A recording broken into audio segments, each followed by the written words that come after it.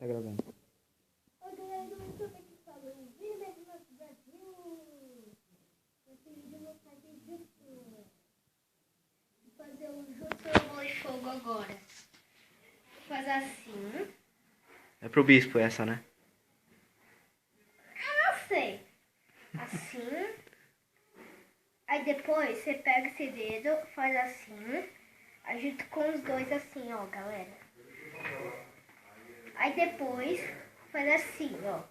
Não é pra fazer assim não, é assim. E depois é... Não, assim. Assim, ó.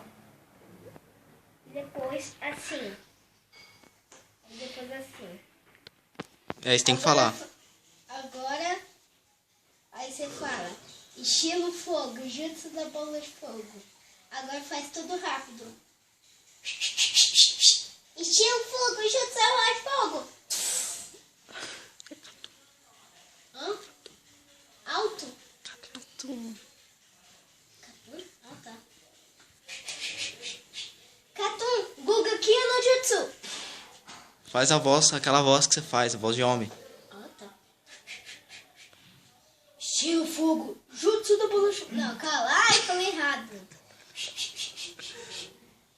Catum, Guga Kyo no Jutsu. Voz de homem.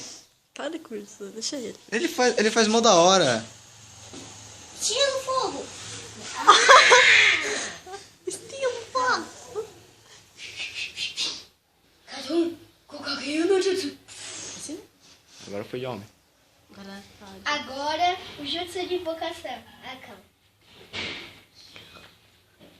Agora, você pega esse dedo aqui, ó, lindo, barulhoso. Esse dedão aqui.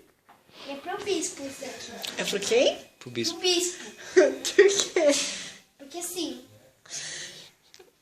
Ó, você morde, mas não vai sair nada, só vai sair baba. Tem que fingir que é sangue, né? Você passa aqui na mão, agora você faz assim, ó. Assim. Depois assim.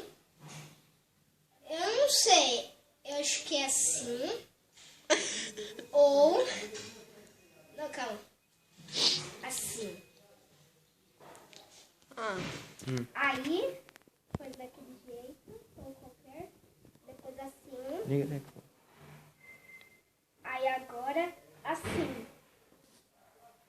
Agora você faz assim. Arte ninja, jutsu de invocação. Aí você faz assim. Entendeu? Agora faz tudo rápido. Pra mim é muito difícil. Eu travo aqui porque é difícil. Arte ninja, jutsu de invocação.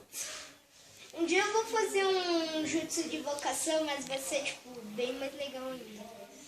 Agora faz seu combo aí. Como? Ah! Também tem mais um jutsu. Que eu acho que vocês não vão gostar, mas eu tô nem aí. É o jutsu do Neji. É. O rotação sobre 8 gramas.